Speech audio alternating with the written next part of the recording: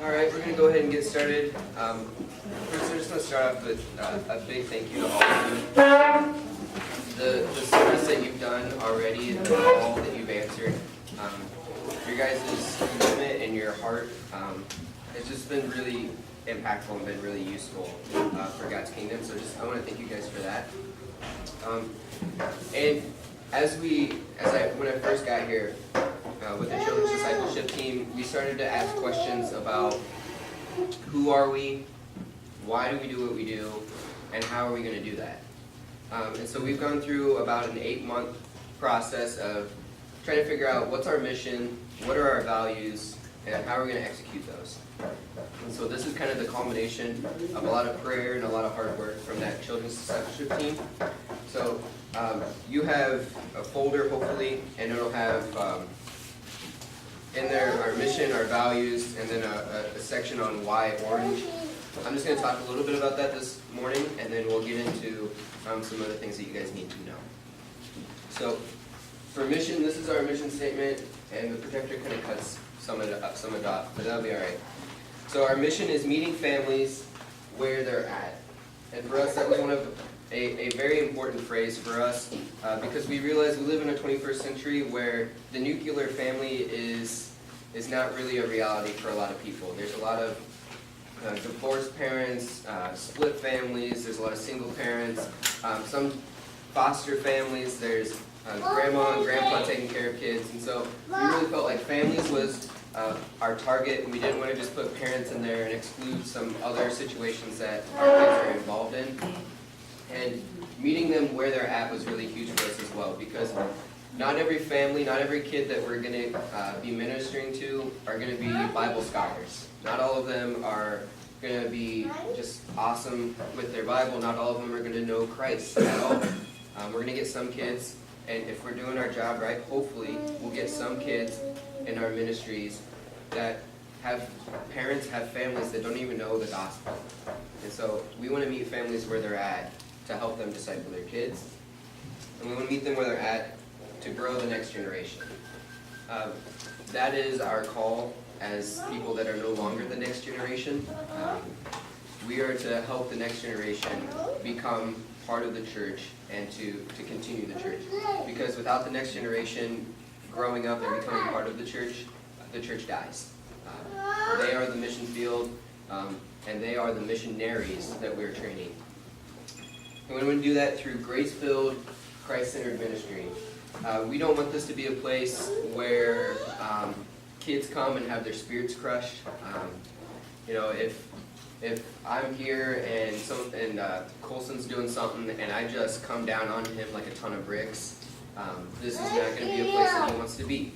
And so we just want to be people that are grace-filled and understand that kids are kids. There are behaviors that we deal with, but we're never in the business of destroying a kid's spirit, destroying a kid's sense of adventure and fun and laughter. So we want to be grace-filled, and we also want to be Christ-centered. Everything that we do needs to be focused on shining Christ's light. And if we can't do that, then what are we doing calling ourselves a Christian ministry? And we want to do that so that the next generation can love Jesus and share his love. We don't want to raise a generation that's just their own holy huddle, that they gather and they talk about how great God is, and then they go out into the world and they live like everyone else. We want a generation that's on mission for God. We want a generation that's on fire for God. We're raising the next missionaries. We're raising the next preachers. We're raising the next plumber that goes to a house and talks about his joy for God. We're raising the next generation of missionaries. So that's our mission, and I've really started taking it to heart. I have it up in my office, and I look at it every single day to remind me, even in those hard moments, even when I have a kid that's just like talking while I'm trying to give them a story from the Bible, just realizing that I need to be grace-filled and that this is my mission. That I'm trying to meet these kids and these families where they're at. So along with our mission, we have some values.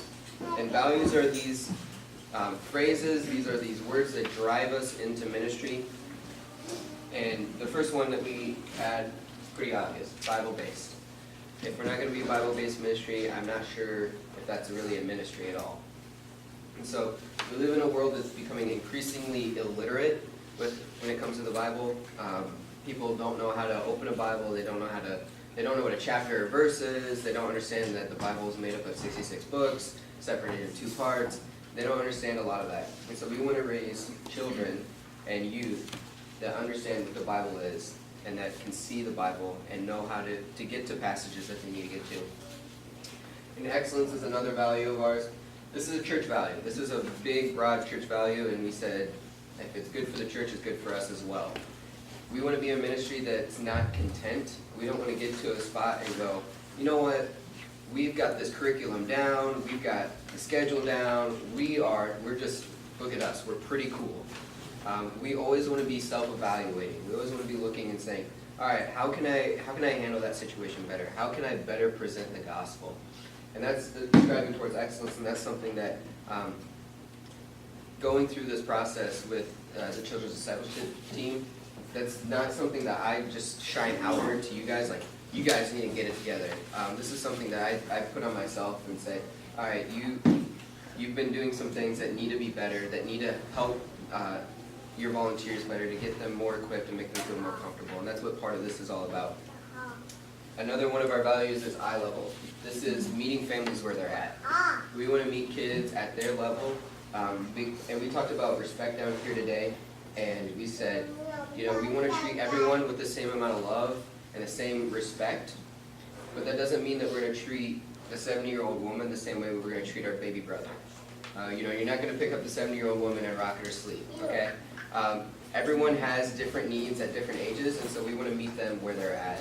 We're not going to have a college professor come and teach them the Bible, because they're just going to sit here and be like, what? So, we'll meet them where they're at. And this boat don't float without prayer. We don't go anywhere without the Holy Spirit, and so we want to be making sure that we're praying beforehand, we want to pray during, and we want to pray afterwards, asking God for His strength and for His encouragement. And we want to model what a prayer-dependent life looks like to our kids. A lot of times in youth ministry, I'll ask if anyone wants to pray, and they just kind of like, do one of these. Like, don't make eye contact with Vince because they'll call on me. I want our culture to be a culture that says, yes, I want to talk to God. I want to pray because I've seen it done, and I know that I don't have to use fancy words. It's just talking to a friend. And so we want to model prayer dependency. And our last value, and it's partnership. We want to partner with families because families are the most important aspect of a kid's life, and families last forever. And so we may be volunteering once every 2 months. We may be down here, like me, I'm down every week. But no matter our level of involvement or our level of influence in these kids' lives, we're never going to match a parent's influence, or we're never going to match a grandparent's influence. And so we want to help those parents disciple their kids as well. And if those are too hard to remember, you can remember BEEP. The second P is silent. I didn't realize that I was just writing them up on a board one day, and I was like, whoa, and it spells beep with an extra P. So a question that I've been asking myself, and it sounds kind of weird, but have I beeped today when I'm down here in ministry? Have I been Bible-based? Have I been striving towards excellence? Have I been meeting kids at eye level? Have I been praying throughout? And have I been partnering with parents? And have I been showing the gospel the best way that I can? So it's a simple question. It sounds silly. We're just going to have to get over our own lack of being willing to be silly and just have you beep today. And it'd be really funny if we could do that for each other. Like, I know the nursery or the toddler room can be kind of chaotic, but if you pop your head out there at the end of the day and go to the nursery people, hey, have you beeped today? And it'd be kind of funny if the parents caught us doing that, and they could ask us, well, what are you talking about? And we can share our values with them. So, we need to talk about why Orange. There are many, many different curriculums that people make and put together, and we could have picked any of them, to be honest. But Orange is unique, and and it fits us really well. I think when I got here, I was really naive. I love teaching the Bible, I love writing Bible studies, I love coming up with activities, and I love doing all that stuff. But I realized that takes up a lot of time when you're trying to do it for children's church, and you're trying to do it for youth ministry, and you're trying to do it for midweek, which is what we were going to end up doing. It takes a lot of time, and it takes away from me being able to connect with families, connect with youth and children. And so it really, me writing all this stuff takes away from the relational aspect of ministry. And I wanted to be able to put that back in, and it took away from me being able to help you guys and equip you guys. So Orange, it really helps us do things that we were trying to do by ourselves. It was one of those things where I was trying to write parent partners to send home with parents, and I don't know how many, if anyone ever took those home, and we were trying to do all these different things. And then Matt was like, hey, have you heard of Orange? And I looked at Orange and I was like, I was trying to do it the hard way this whole time. There's a group of smart people, a group of Christians that are already trying to do this. Why wouldn't we go ahead and use them? So I'm going to show you a video you've seen probably 3 or 4 times in the service, but it really wraps up neatly what Orange is all about.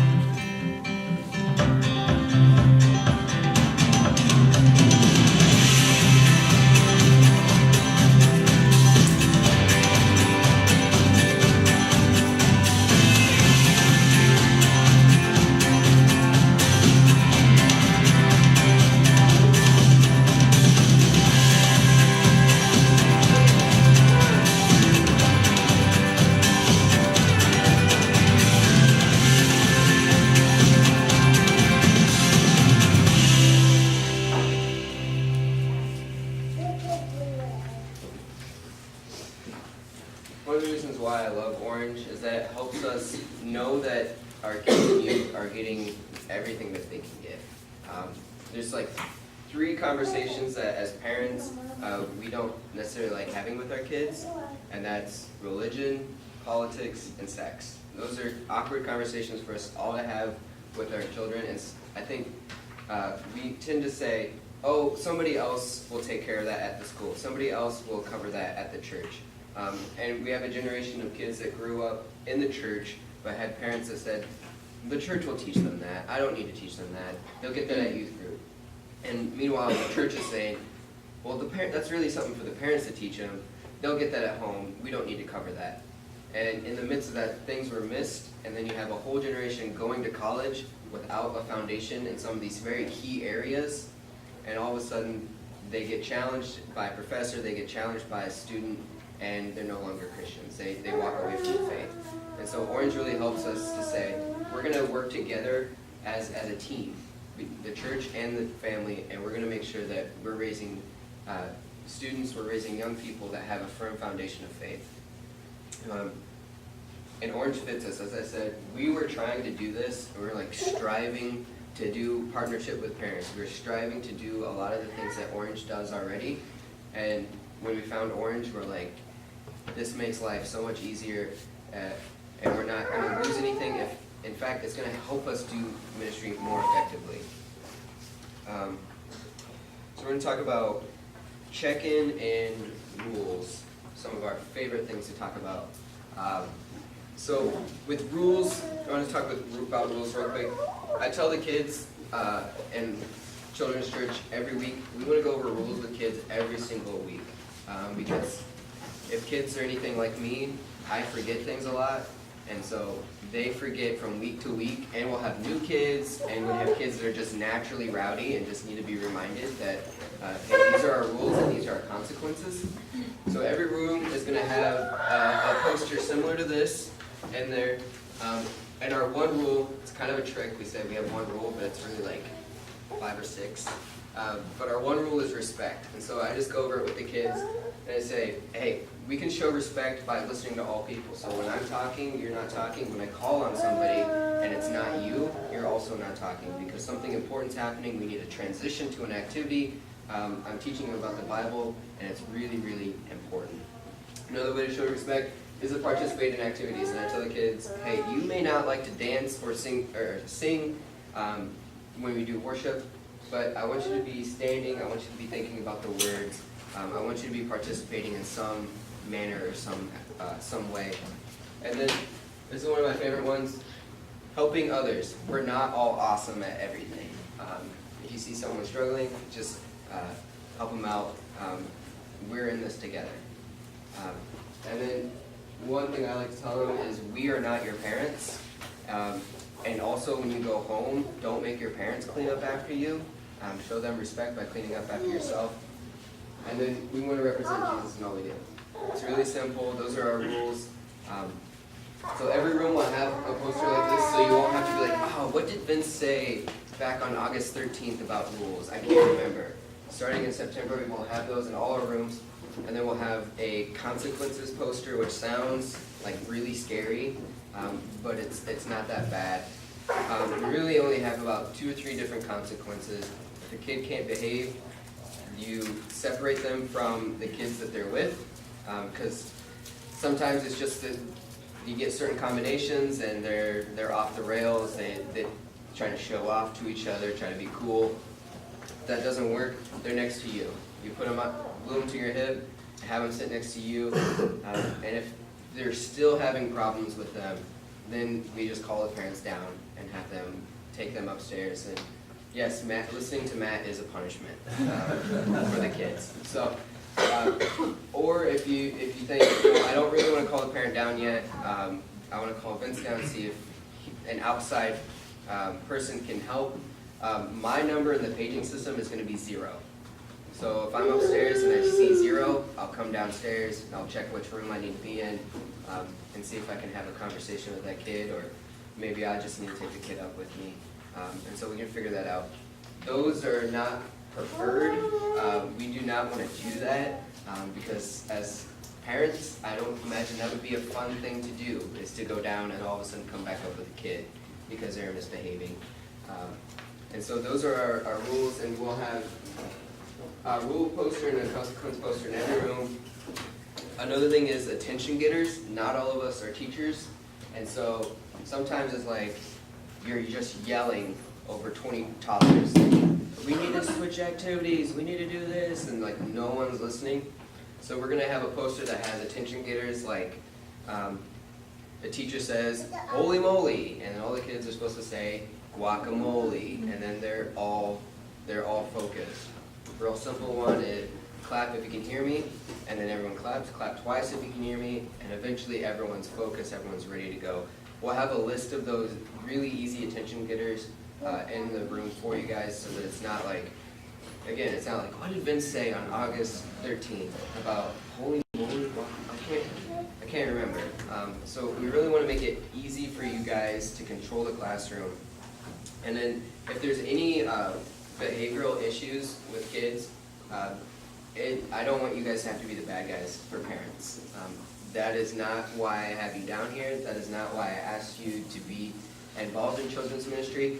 So if you have a kid that's just being like a real just jerk, and we need to address that, just parents show up and you go, hey, here's your amazing little guy, here you go. And then come talk to me, say, hey, that Smith kid what a piece of work that kid is. This is what he did, this is why it wasn't okay. And then I'll send an email to the Smiths and say, hey, we need to figure this out. I don't know if it was just because he was dealing with the Svobodas and just doesn't like them, or what was going on. But that'll be my job, to be the bad guy and to bring that news and information to parents. And I don't really want to do it, but I understand, and I don't want you guys to have to do that, because that can be an awkward conversation when you give a kid, and you're like, hey, your kid was a jerk today. And then it's like, whoa, like you're all of a sudden attacking me. And so, and a day or two of waiting to have that conversation can really like help calm things down. Another thing is, on occasion, we have kids with special needs in our church, ADHD, Asperger's, behavioral things that are going on. If you notice something and you're like, you know what, that kid just does not pay attention at all. There's something going on with him. Tell me the kid's name, tell me the parents. I'll send out that email and be like, hey, one of my volunteers was having a real hard time getting little Johnny to pay attention. Is there anything that you have, any tips or tricks with your kid that really help them get locked in? Because parents know their kids a lot better than we do, and they're the biggest experts on how to get them focused and how to get them reined in. And we don't want to have that, I don't want you guys to have that embarrassing conversation with a parent, like, hey, so is your kid autistic? Because that's not a fun way to handle that, and for them as a parent, that does not do their heart any good to hear that in that way. So just let me know of any of that type of stuff, and I'll get it figured out, and we'll be able to minister to those kids more effectively and more safely. Check-in, we're going to go over check-in a little bit later. But I want to talk about the table. We're going to have 2 check-ins starting in September, because it gets a little congested over there. So we're going to have our nursery through pre-K right where it's at right now. And we're going to move K through 5 Children's Church into that library area where the pianos are, kind of our walkthrough. And then we're going to block the other area over there. Because what happens, and some of you may be guilty of this, I'm not pointing fingers, what happens is there'll be kids for Children's Church and they'll just run down and they'll walk around and they never get signed in. And I know we live in a small community of about 5,000 and everybody knows each other, and that's awesome, but we do have visitors, we do have people that are serving down here that may not know your kid. And so we want to make sure everyone gets signed in, and it's also a huge safety thing. If we have 10 kids signed in, but we have 12 kids down here, and all of a sudden 2 kids go missing somehow, we have no idea who. And that's not fun. When I was coming back on a mission trip, everyone's phone went off in the van for an Amber Alert, and we were all looking for a white Mustang. And I don't want to have to make that call to the police. I don't want to have to make that prayer request to God. And I don't want you guys to have to make those prayer requests either. And so we're just going to be really strict about that. You need to assign your kids and you need to come pick them up. Even today we had some kids that were like, oh, I hear everybody getting out of worship. I'm just going to bolt. And it's like, not the greatest. We want to make sure that we see the parent and that the kid sees the parent, just because we want to avoid any sort of questions about where the kid is at. Name tags. So for the little kids over there, we want to be putting name tags on them if they're new, and we also have some name tags for our kids that are regulars. We want to put name tags on them because not everybody's going to know every kid, and not everybody's going to know, oh yeah, the Svobodas have this kind of diaper bag, and so we can use those diapers. We don't want a parent to come down and be like, I had 30 diapers in my diaper bag and now they're all gone. We want to be able to label diaper bags. We want to get kids their diapers. Especially, I remember my nephews, they had real sensitive behinds, and so they couldn't have certain brands, and we don't want to send a kid home with a rash. And so we just want to be real careful about what we're doing down there. And yes, we do need to change diapers. So if you're down there and you're like, oh, it's just an hour, I'll wait it out. Please don't do that. Serve that family, save them a couple of diapers if needed. But let's be ministering to them. All right. Any questions so far? Okay. If you have a green folder, Children's Church, if you're helping out with Children's Church, we're going to go over things that are in there to help you out as you look through it. The first thing after the first 2 pages that you're going to see is a scope and scale. We have a schedule of curriculum all the way through May now. And that is, let me tell you, that is fantastic. Because I was trying to write things like 2 months in advance, and it's not awesome to have to do that. So we have stuff that we're going to have consistently for the next 8, 9 months, I think. I don't never do math in front of people unless you know the answer. So there's a scope and scale in there, and as you can see, in September we're starting with lunchroom, and it's all about, you're going back to school, how are we going to treat each other in the lunchroom? How are we going to engage this new school year? And one thing I love about this is that it hits relevant topics when they need to happen. I'm part of a Facebook group for Orange Curriculum, and one of the people that uses it says, hey, why do certain things, like, is there some reason why things hit at certain times? And one of the people that puts the curriculum together says yes. So around Thanksgiving we talk about family issues, because that's when a lot of family issues happen. That's when Uncle Gary has too much and is yelling, and all of a sudden there's a lot of reasons why they hit the things that they hit at the time that they hit them. You'll see that March is a March Madness theme, because basketball takes over America at that time. So we get to use that and reach kids through something that the culture is really pushing. You'll get there's a monthly overview, and it just breaks it down into 4 weeks, gives you your Bible story and your bottom line. That's something that you'll get. So if you're serving in September, you'll get that. Everyone will get that email that says, hey, this is what we're doing for the month. And then you can look over that. It's real simple. It has our memory verse on it. But then another thing that I really love is these leader emails that they already provide me. So I will be sending these leader emails to you to help you get ready for this week, and really helps explain the theme a little bit more and helps you prepare your heart for serving kids down here.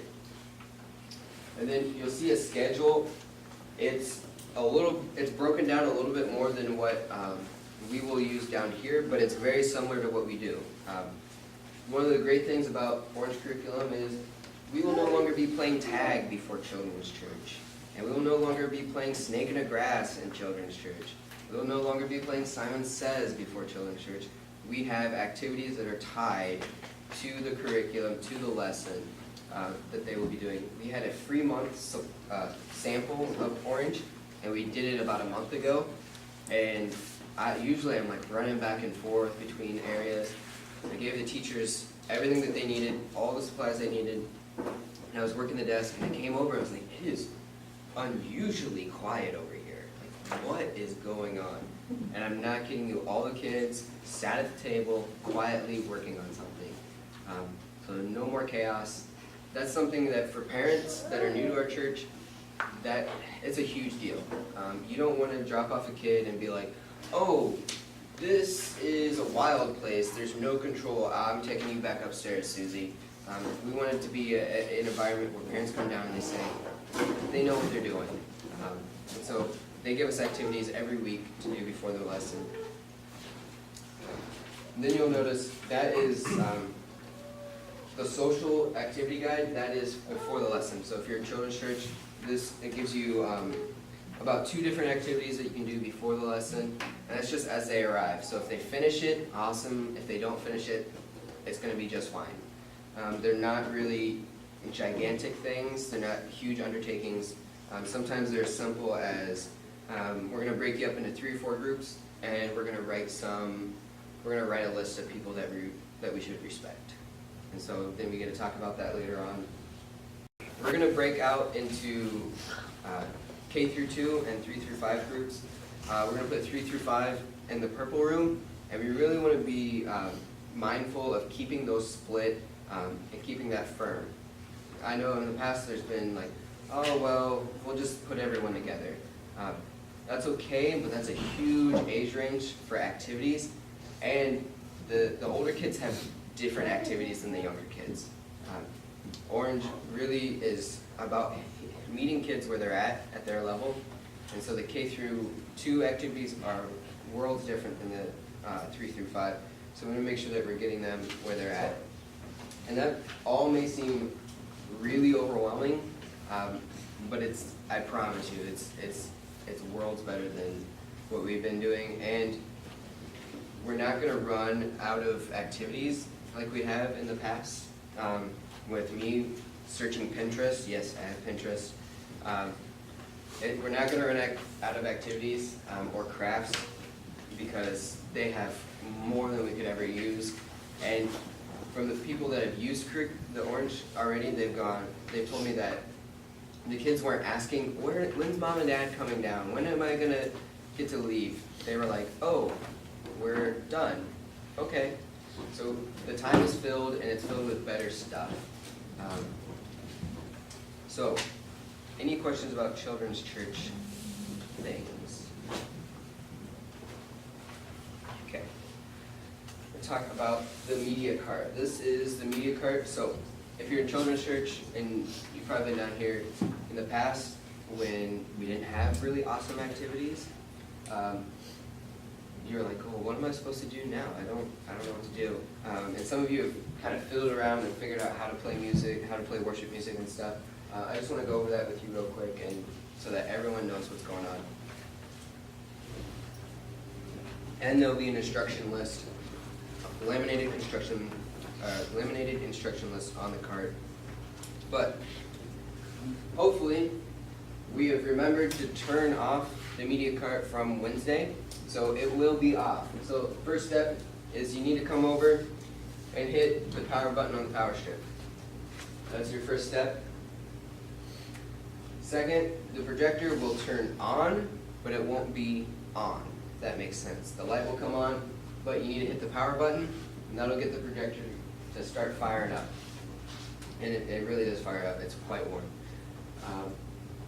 This is the remote you need. So we have 3 remotes. Can be quite confusing.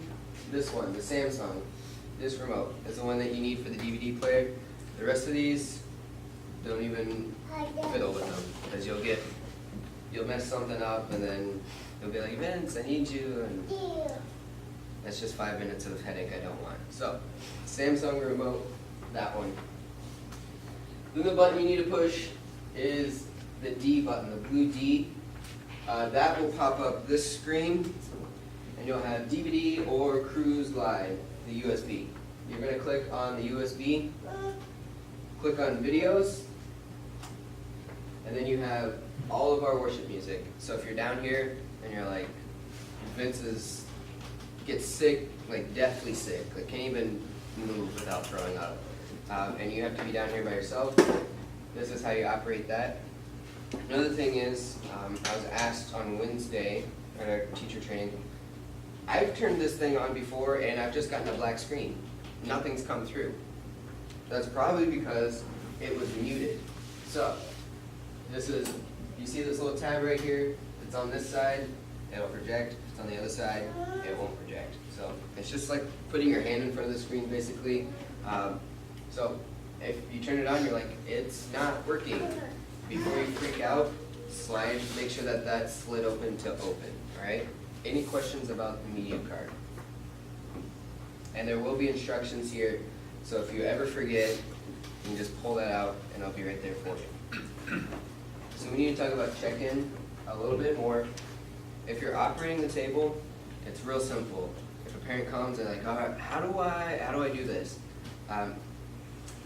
Put your child's name, your name, the grade or the age that they're in, and then pick a number. And if you're not sure, if you know someone or if they're part of this church, let's just be bold, okay? If you don't know for sure if you know them, just like, hey, are you new here? And if they go, yeah, actually I've been here for 3 months, this is a great opportunity for you to open up your home and be like, oh, I'm sorry we haven't got connected. Would you like to come over for dinner sometime? And I guarantee you, like 80% of people will say no. But for the 20% of people that are like really brave and outgoing, you could make a brand new friend, and you could have someone for your kids to hang out with. So just be bold. But for the paging system, there will always be the iPad down here. And no, I'm not in the bathroom. Someone asked me that on Wednesday. Like, did I take these pictures in the bathroom? No, I'm literally right here. That's the tiles. But you're going to hit the home button on the bottom of the iPad, and that will open up the lock screen, and you're just going to swipe it over. There's no code or anything to unlock it. That's on purpose because getting 60 people to remember a 4-digit code on top of all the passwords that you have that are probably all the same anyway, I do the same thing, like every single password is the same. It's just impossible. So you just swipe it to the right and it'll unlock. And it should open to this app. This app should always be up. If there's something else going on, there will be, I trust that you'll be able to figure it out where the app is at, but if you can't, just come get me. I'll get the app open for you. So this is the app that we use, and if you want to add a number, you poke the add list white box area, you'll get the keyboard, you'll type in a number, and then you'll hit the green button that says add. That will shoot it over to the display list. One thing with this is you can put as many numbers as you can, as long as they're 2 digits or lower. So you don't have to worry about, like, oh, a nuclear bomb went off in the toddler room and I need every single parent. You don't need to like call one, wait for them to come down, delete it, call another one. You can just put them all in and they'll cycle through upstairs. So parents come down, situation's under control, and then you're just going to re-select the 33 in the display list. It'll pop it over to add list and you'll hit delete. It's really, really simple, pretty intuitive. Any questions about that? Okay. Back to the folders. Pre-K folder. Very similar to the Children's Church folder. One of the things that's going to be a huge transition for our kids and huge transition for y'all who are not part of Children's Church but are now entering this brave new world of Orange Curriculum. We're not having church-sanctioned playtime in those rooms anymore. We want to redeem the church hour. As someone would say in America, we want to make the preschool room great again, and we want to make the toddler room great again. And so you'll see in your folder, you have a scope and scale, very similar to the Children's Church. It's different, but you have that, and it's all the way through May. You'll also get a leaders only email a couple weeks in advance to start preparing your heart for your ministry. You see a schedule there. Not super particular about that schedule, but we do want to make sure that we're hitting the story. So don't do all the activities beforehand and then all of a sudden parents come down and it's like, well, what did you learn? It's like, well, we didn't actually open the Bible. If we're going to be Bible based, we need to be in the Bible. So you'll have a story guide, and I understand some of you are like, you know, Vince, I do like the Bible. I do read it every once in a while, but I'm not real keen on teaching it to like 20 kids. I understand that. They give you every single word that you would ever need to say. They give you a script, and we will make Bible teachers out of everyone eventually. So that is our call as Christians, is to be able to teach the Bible to everyone. And so the story guide, you may be like intimidated by the prospect of having to teach the Bible to kids. Don't worry. Even if you just have to look down 4 or 5 times to get through the story guide, that's fine. We just want to make sure that the kids are getting a good story from the Bible and that they're getting to do activities. So very similar to Children's Church, you'll have activity guide. So as kids are arriving, they're not just like snagging toys out and starting to do things. You can have them doing an activity that is organized, that's not chaotic.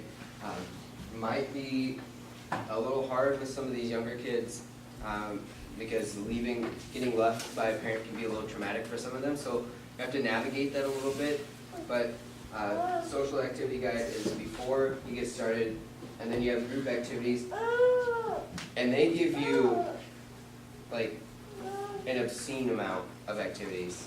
There's like a total of 6 activities in the one that I have in the folder.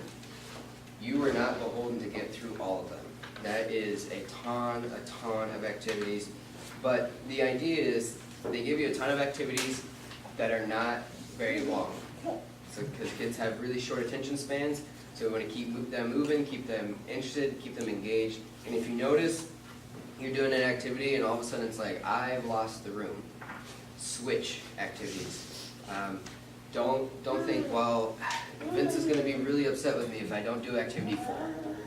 If you've done activity 4 for 5 to 10 minutes and the kids are they're done, then they're done. And let's move on to the next one. I'm not super worried about that. And if you end up getting done with all the activities and there's time at the end, then we'll break out the toys and they can have free time.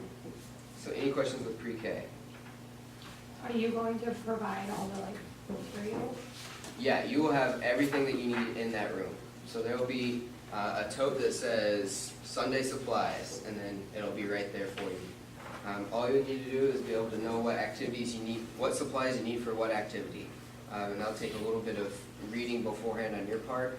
And when we get here early in the morning, we'll pray together, and then you'll have a little bit of time to go through the guides as well. And I'll have those printed out for you here at the church. Because I realize Sunday mornings can be really hectic and really busy, and so that piece of paper that you're supposed to remember doesn't always get remembered. And so I understand that, and I want to make sure that you guys have everything you need here. Any other questions? Yeah? Is this replacing Sunday school? No, it is not. Okay. Any other questions? We'll get to Sunday school later. All right. So, toddler folder. You're going to start to notice that the stuff on the side is getting smaller and smaller, so you have picked a great option if you were in toddler or nursery and you can't switch now. You're locked in. Just kidding. So for the toddler folder, similar, scope and scale through May, but it also has story guide. This is where we're going to get crafts going, and there's a playtime guide, so it's not just chaos. We're going to build if we're talking about the Tower of Babel, we're going to build a Lego tower, and we're going to talk about how God was in that story. This is one of the things that I personally love about Orange Curriculum. There's not a ton of crafts. I'm not a craft person. I'm someone who says that glitter is the AIDS of craft supplies. Once you get it on you, you can't get it off. And I think for a lot of parents, they get this craft, they're like, oh, that's awesome, good job, Johnny. And then you get home, you're like, whoops, I lost it, it must be in the car. And it's never in the car, and you can never find it. So we don't want to fill up parents' trash cans with unnecessary crafts that aren't awesome. Because from being on Pinterest, I can tell you, a lot of the Bible crafts are not awesome. So, there's story time.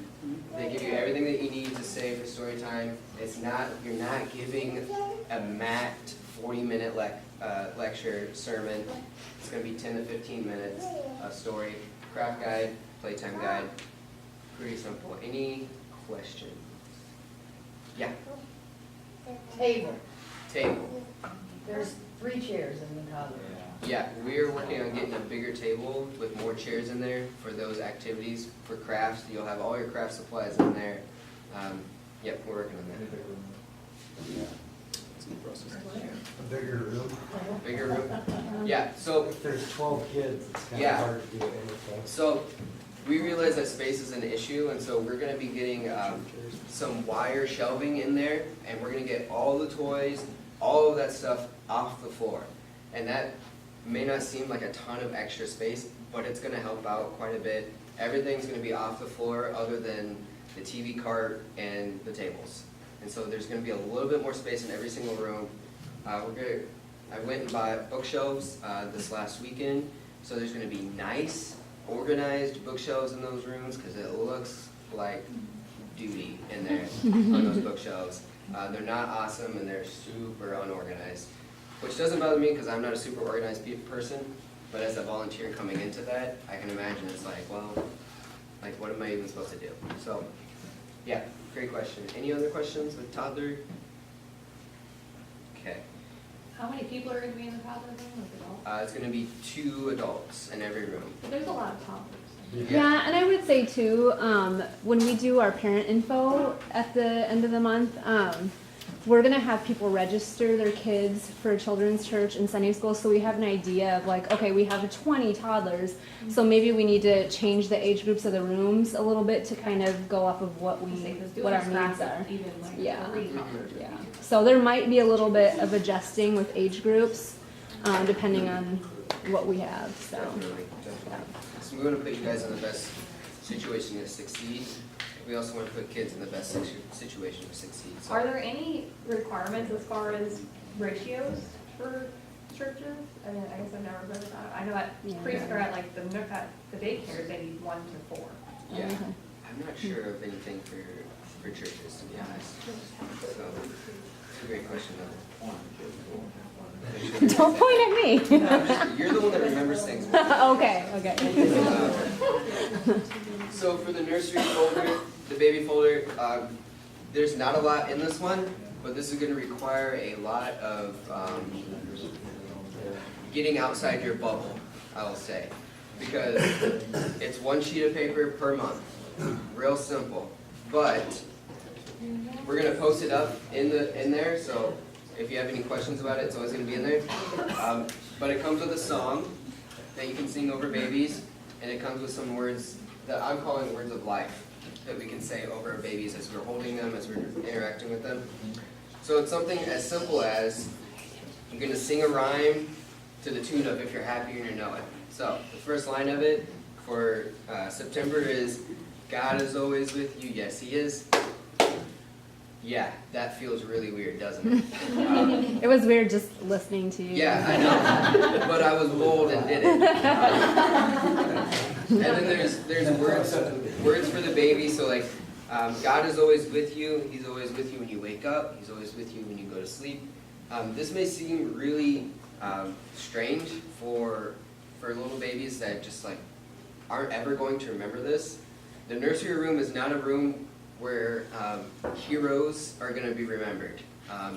You're not going to have a little kid grow up and then give their testimony in college and be like, you know what, the Svobodas, they just nurtured me and held me so well in the nursery room, and they're one of the reasons why I'm a Christian today. It's not going to happen, but I think this is a room where, not that you guys aren't doing a great ministry in there, but I think this is a room where we get to see the gospel in its purest form. Singing these songs, saying these words over babies is exactly what the Holy Spirit has done for all of us before we came to Christ. So we get to step into that role with the Holy Spirit and speak those words, sing those words, and give them the gospel, even though they don't even recognize it at this point. And it may seem like, oh, well, we'll just wait till they get to the toddler room, or we'll just wait till they get to children's church. I really think that this is a valuable time for the kids, and it's super valuable for us as we continue to learn what the gospel is in our own lives. So it's going to require a lot of just getting out of your comfort zone, and even if it means that a parent's going to come and walk in on you as a guy and you're singing, God is always with you, yes He is, and you're clapping and a parent walks in, it may be a little embarrassing, but it's all valuable. So any questions about the baby room? Yeah. I use my phone to play music most weekends we're down there. Mhm. We don't have anything for music down there. Can we get, like, what came on the phone was The Wheels on the Bus and 5 Monkeys Jumping on the Bed. I mean, just all little baby lullabies. Yeah. We've got a CD and CD player. Yep. That'd be awesome. My Yep. phone only gets so dog, but Mhm. they try to shake their little booties and it's cute, but we only hear it so well. Definitely, we'll work on that. It's a good question. It's the first time I've heard that, yeah. So how often are we gonna receive contact from you before it's our turn to serve, and like how many times are we gonna hear from you and that kind of stuff? Good thing Malia comes to meetings. I need to know like what that kind Yeah, of stuff looks so- like. That's just me. You'll get a reminder 2 weeks out, say, hey, 2 weeks you get the opportunity to serve God's kingdom and start to prepare for that. And then if you're in one of these rooms that has materials that you need to start looking at, you'll get another email from me a couple days later. It'll say, hey, here's all your materials. And then 1 week out on a Monday, so like if you're serving this next Sunday, you'll get an email on Monday. And I'll say, hey, remember those materials that you forgot to read or you didn't even open the email? Probably a good idea to look those over so you don't look ridiculous on Sunday, and so that you're prepared. So you'll hear from me at a minimum of 3 times, but if something is going goofy, like this Sunday, we completely didn't even plan very well, and we're like, oh wait, we have kids getting baptized. It'd probably be very valuable for the kids to be upstairs to see their peers get baptized. And so if there's something like that, you'll hear from me even more, and we'll figure that out. Any other questions? Activity-wise, where will we find supplies? It'll be in the room for you. So we'll have those wire shelving. All of the totes that we'll have up there will be labeled. So it'll be Sunday activities will be labeled up there, and you'll just grab that tote down. And They'll everything change every week? They'll change or every by week. curriculum? They'll change every week. Yep. So, any other questions? Our schedule, would that ever progress to being on like a Google Docs we can go on and? Oh, so like our yeah. That's a great idea. Actually, I don't know if you guys know this, but we have a church calendar that's on Google. And we actually have an app. I don't know if everybody was here when we launched our app, which hasn't been great, but we're going to try to relaunch it at some point here. But you can actually find all that stuff through the app and get to our calendar and see everything, like so meetings and events and things like that are out there. I So- like it being on Facebook too. Sure. I Yep. go through my events on Facebook Yep. a lot, so. Do you mean so we can pick our own date, or just? I think we Sometimes I lose track of the original I email don't know, or. because sometimes Yeah. you can go and pick your own date that you want to. And I think I've never done a ton with Google Docs. I've always been kind of curmudgeon-y about it, just because whatever. But if we put it on a Google Doc, that would help you guys if you're like, hey, I know it's scheduled, but I need to switch. That would make it a lot easier to do that and a lot easier to keep the schedule up to date, because there's been times when the schedule's been changed like 3 or 4 times, and then I have a schedule on a Sunday, it's like, okay, I don't actually know who's supposed to be here. So that's something that we can think about and look into and see if that would be helpful or if that would just cause more chaos. I don't know. But yeah. All right. Did you make Facebook groups I did for make the Facebook parents groups. for like each room or no? Yeah, so for the parents, Okay. there's gonna be a Facebook group. So there's a children's church Facebook group, there's a junior high group, there's a high school group, and then there's what I'm calling First Look. It's all 3 of those rooms over there. They're all gonna be in separate Facebook groups. So that may be a place where we can post a schedule as well. What about us that don't do Facebook? We still have emails and we'll still, Yeah. yep, we'll still be sending emails. We're not gonna get away from that. Too many people use email, and there's a lot of people that don't use Facebook, so emails will still be sent. All right, any other questions? All right, talk about youth group real quick. Send out an email to the church about the changes. We're splitting it up into 2 different groups. We have a new identity as Crown Company, and this is all about our identity in Christ. When someone's excited, it's all about our identity in Christ. We live in a world where the world wants to push an identity on us. We're not tall enough. We're not pretty enough. We're not fast enough. We don't have the right clothes. We don't have the right stuff. We don't have everything that the world wants us to have. And we can either choose to live out of that, fear and that anxiety of not measuring up to the world, or we can choose to live in God's identity as kings and queens of a kingdom that is eternal. And Romans tells us that we are co-heirs with Christ, that we have been bought with a price, and so we've been given a crown that God has given us, and that's our new identity as a youth group. We want to be a youth group that speaks that truth, speaks that identity, and speaks that life over teenagers, because I don't know how long it's been for you since you've been a teenager, but it is a turbulent world. Trying to figure out who you are. You're somewhere between what your parents want you to be and what the world wants you to be, but somewhere in the midst of that, God speaks over you and says, you're a child of God.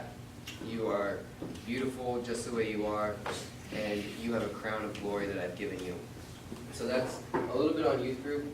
So if you're doing middle school, we don't have anyone from high school in this room. You'll have a season overview, you have a series overview, and then there's a small group leader guide. Moving into small group ministry, we'll still have a large group lesson. But what I learned last semester was that our kids really love that small group time. Really love that opportunity to get away from everyone and be able to be with 5 or 6 people and a leader and get to say, because speaking out in a group of about 30 is intimidating when you're in middle school, but speaking out in a group of about 6 can be a lot better, and you can be known and you can know people a lot better in those rooms. So if you're a youth group volunteer, you're going to be a small group leader, or you're going to be assisting in the small group. And those are going to be groups that are going to be steady throughout the semester. So on the 23rd, we'll figure out, okay, who do we have? And this is going to be your small group for the semester. And we'll have people come and go, as youth group always happens, and we'll just plug them in where they need to be. But if you have consistent small group leaders and consistent small groups, it builds a lot more trust than kind of this wave of uncertainty with a small group leader. So, any questions about that? Okay. Any other questions at all? Yeah? I remember we talked about an app for Orange. Yes. What's it called? Parent Q. So we'll go over that in the parent information meeting as well, and you'll have information for all that. But so we'll talk about this piece of paper because it is Parent Q, and they'll all be different. I just printed out one of them. So this is the preschool guide. There's one for babies. There's one for middle schoolers. There's one. So hopefully you're not having bath time with your middle schooler. That might be a little strange. We may have a conversation. Maybe time to stop having bath time with your middle schooler. But they have monthly ones and they have weekly ones. So if you're a parent and you go, you know what, getting a weekly parent queue for conversation is a little overwhelming. I just want something that I know for the month. This is what we're talking about, and that's what I want to do. So they have different times of day that you can have conversations. So morning time, if you drive your kids to school, they have drive time. For preschoolers, cuddle and bath time. These are just easy ways to help you get the conversation started, and ways that we can help partner with you as parents, and the ways that we as a church can help parents disciple. And there is an app, so if you're someone that's, you wake up in the morning and you're like, before everyone's awake, I gotta go have my me time on the porcelain throne. You just pull up the app, TMI. read the app, and you get after it later in the day. So everyone poops, it's a book, it's all right, we can talk about it. So it's just another way for us to partner with parents. Any other questions? Yeah. For children's church, does it matter who takes what age group and we split into the smaller group? No, not really. I would prefer that it stay consistent. So like if you are taking the older kids and then all of a sudden you're like, yeah, no, I want to go with the younger kids. I realize that they only see you like every 2 months. But that's still something, if they can have consistency in that, that would really help them, I believe. So, it's just a matter of what you're comfortable with, because not everyone's comfortable with kindergartners or 5th graders who are sassy. So, any other questions? Alright, well, I wanna pray over you guys before you leave for today, and I just wanna thank you for your time. Time is super valuable. Wish you guys to go home and be families and have fun, but let me pray for you guys real quick. Hey guys.